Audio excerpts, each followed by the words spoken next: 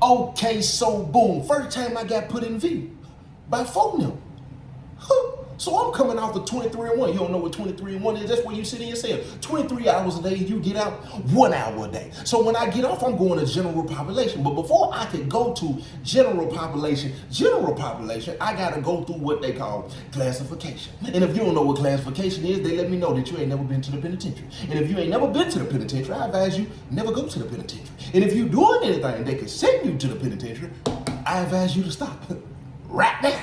So look, check this out. So I'm going through classification. And that's where they're going to tell you your custody level. Where you're going to be on medium, close, or minimum restrict. Minimum restrict, you could get 16 days a month. Medium, you could get 12 days a month. Close, you only going to get 6, maybe 8 if you lucky. So because I have an escape charge and I have an aggressive charge and other factors, my points hit me at a 20-something. I'm coming off of max, going straight to close. And after close, then I'm gonna go to general population, which means I done it completely backwards than what most people do when they come to the penitentiary. When most people come to the penitentiary, they go through classification, go to general population, get in a little trouble, and then they go to close. And if they continue to get in trouble when they get off of close, they gonna bypass close next time and they gonna go straight to max. But me, I'm going max, close, general population. So I do about my first 6 months on close, and I was doing 22 and 2 then. I'm staying in the cell 22 hours a day, getting out 2 hours a day. Oh, they doing me a little favor, giving me a little extra hour or whatnot. You know what I'm saying? But look, check this out. When I was on close though, you know what I'm saying? I'm playing with that toy. Hey, what y'all doing out there on the compound? You know what I'm saying? I'll be out there in a minute. You know what I'm saying? But I was already claiming the folks. I just hadn't went through the proper process. The people who was grooming me and were teaching me, they were bogus. They was bogus, which is what's going on down south majority of the time. So finally, I'm getting off of close security, right? My daddy done got me moved to the penitentiary where he at. Not only is my daddy there, my brother is there. So I'm coming off of close. My daddy done got in trouble. He been moving pounds of tobacco. And when he moving the pounds of tobacco, for some reason, he like to hide it in the same spot as all the penitentiaries that he go to. He had it in the ceiling somewhere in the kitchen. And he's always working in the kitchen. And he just got moved to this penitentiary about a year or two ago after doing almost 20 at a certain penitentiary. And he was hiding tobacco in the ceiling. And guess where they found the tobacco? In the ceiling. And guess who the warden at this new penitentiary? The same warden So look, check this out. So they automatically say that it was my daddy tobacco. So they lock him up. He in the hole when I come out on general population on close. My daddy retired GD. So when I come to the compound, automatically, I'm Joe T, little Joe T the third. I automatically got respect. That doesn't happen for most people who come to the penitentiary. So that was somewhat a blessing in disguise. But most people, when they come to the penitentiary, if you're not connected to somebody, or you don't know somebody, or you're not already affiliated, it could cause a lot of anxiety. It could cause a lot of stress. Because when they come knock on the door, while you unpacking your stuff, because that's normally how it goes. They're gonna see you coming up the blacktop. They're gonna see you pushing the cart. They're going to smell blood because they're going to be able to see it all in your face. This is your first time in the penitentiary. You've never been here before. Matter of fact, you look like you've never been in any trouble. And then they're going to be looking to see if you got some commissary. If you got some commissary, that means you might be coming from another penitentiary. You know, now they're going to be looking to see if you got a TV and all of this or whatnot. Because at some penitentiaries and some places where you're going through classification, they won't even let you order all of this stuff, which a lot of that has changed now. But let me tell you something. The wolves is watching.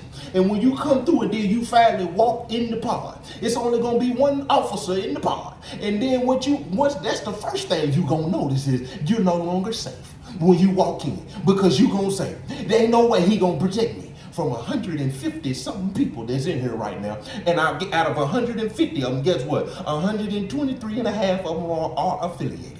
So when you walk in, they all watching. When you go to the cell, they going to come tap on the door. Tap, tap. Or when you walking, they gonna holler, hey, what that is? Hey, where you from? They gonna do all that. So when they come tap on the door, and if you don't know somebody, you ain't connected, and you ain't ready to stand your ground, they might go ahead and go through your bag. They might go through your bag, you know what I'm saying? But me, I ain't really have to, you know what I'm saying? As soon as I walked into the unit, you know what I'm saying, I knew a couple of people because I've been in and out of trouble my whole life. A lot of people that I was locked up in juvie, guess what? They in the penitentiary. Look, Joe,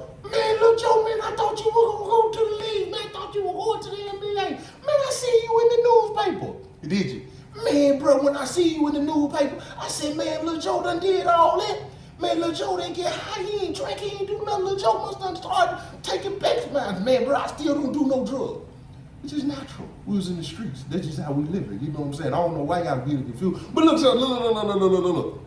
So when I walk in the unit, you know what I'm saying, I was somewhat already cool, you know what I'm saying? And my charge partner was there as well, you know what I'm saying? He walked over there, you don't know what a charge partner is, that's a co-defendant. You don't know what a co-defendant is, that's the person that you did the crime with that sent both of y'all to the penitentiary. And it should have been 4 of us, but it was only 2 of us. If you want to hear that story, get in the comment section and say, why was it only 2 of y'all and not 4 of y'all? And I'm gonna drop it. So as I'm in there, you know what I'm saying, finally, after a couple of weeks passed, you know what I'm saying, I'm claiming the folks, you know what I'm saying, they screamed me or whatnot on the 12, on the lit, you know what I'm saying, I knew a little bit of something, what this and that, but then come to find out, the process, the procedure, you know what I'm saying, how it go, it wasn't done correctly. Me, I think it was more of a control issue. They wanted me to get under somebody in the penitentiary. So I had to go through the process again, and they telling me I need to pick somebody that I want to be up under.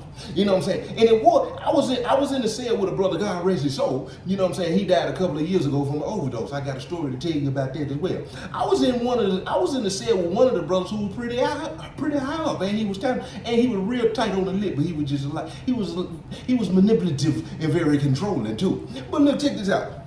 So I decided not to go with him. And it was another brother, you know what I'm saying? Cool, laid back, you know what I'm saying? I was like, you know what I'm saying? I can deal with him. He seemed like somebody I could talk to, somebody, you know what I'm saying, got a little level head on his shoulders, but I also got a story about that as well. So I end up going through him. And when I go through him, after we go through the little process, you know what I'm saying? You know what I'm saying? If you know. So look, after I go through the process or whatever, you know what I'm saying? I'm official. You know what I'm saying? I walk out of this cell, all the G's is in the unit. They, man, GD on that, folks, GD on that, my guy. Hood, you know what I'm saying? You know what I'm saying? It was a big celebration. You know what I'm saying? They got the cooking and everything. We cooking burritos, we cooking tacos, you know what I'm saying? We doing a little bit of everything, you know what I'm saying? They celebrating the guy, you know what I'm saying? Big folks is in the building. My dad is still in the hole at the time. So finally, my dad ended up getting out of the hole, but he wasn't out of the hole too long because they was already planning to ship him to another penitentiary.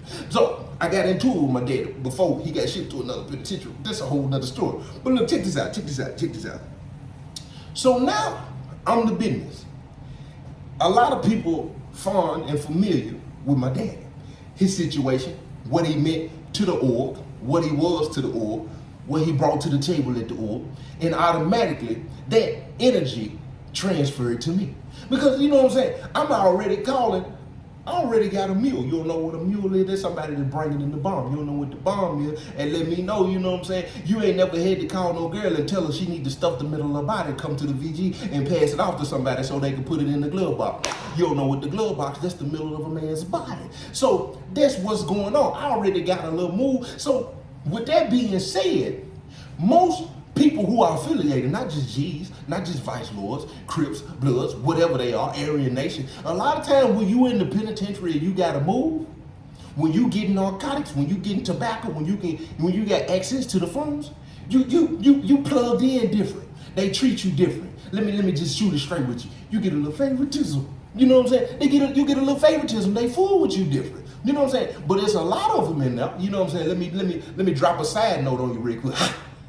A lot of them in there paying for protection. That's what they doing. A lot of them glad they got moves and glad they got access to this type of stuff because they paying their way. Because if you didn't have it and you didn't have a way, they'd be extorting you. Yeah, that's exactly what be going on. But that wasn't what was going on with me. I'm a decent little guy, you know what I'm saying? I'm chill, I'm laid back or whatever, you know what I'm saying? So look, check this out. So I do gotta move. I got the phone, you know what I'm saying? Just got plugged in. And now they looking for somebody to give the chief of security in the power. True enough, I'm just getting here, probably hadn't been there 30 days. It's no way I should even be considered to be getting this position. But guess what happens? They consider Lil Joe T. You know what I'm saying? They tell Lil Joe, they say, man, we want Lil Joe T to be the chief of security. You know what I'm saying? And I ain't gonna turn it down. You know what I'm saying? You know what I'm saying? Small thing to a giant. You know what I'm saying? You gonna give me a POA right off the bat? You know what I'm saying? I'm gonna take the POA. So they teach me the POA. They teach me, you know what I'm saying, how it run and what it need to do and how I need to